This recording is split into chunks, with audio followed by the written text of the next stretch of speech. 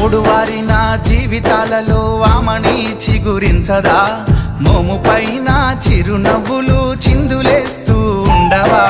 బీడువారి నా భూమిలో నా వాన జల్లు కురియదా నింగికేసి చూస్తూ ఉన్న రైతు ఆశను తీర్చదా కష్టాల కన్నిటిలోనా సాగిపోయే బతుకునావా కష్టాల కన్నిటిలోనా సాగిపోయే బతుకునావా అలలకేమి అదరకుండా గమ్యం చేరదా